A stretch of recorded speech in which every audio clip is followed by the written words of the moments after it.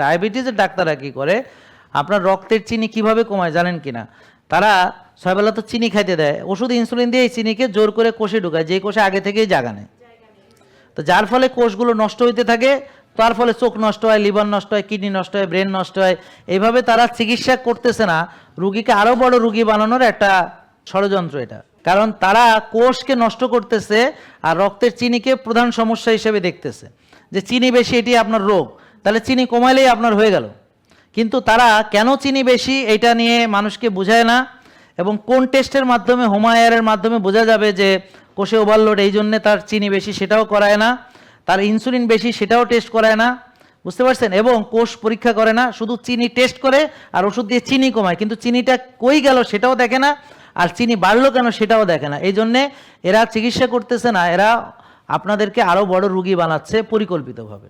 এটা ডাক্তারের দোষ না, এটা সিস্টেমটাই এরকম, সিস্টেমটা ডিজাইন এভাবে করছে। শুধু বাংলাদেশ না, সারা পৃথিবীর ডাক্তাররাই তারা ঠিক এই কাজটা এক্স্যাক্টলি করতেছে। আর আপনারা বোকারা বলতেছেন সব ডাক্তার খারাপ, শুধু তুমি একা ভালো। এই হলো আপনারা এতই বোকা যে সবাই যা করে সেটাকেই সঠিক মনে করেন। তাহলে সবাই মিথ্যা বলতেছে, এই জন্য আপনি সেটাকে সত্য ভাবছেন, আর আমি সত্য বলতেছি আমাকে মিথ্যাবাদী ভাবতেছেন। তো ভাইবে আমার কি ক্ষতি হচ্ছে? আমি তো সুস্থ আছি আলহামদুলিল্লাহ।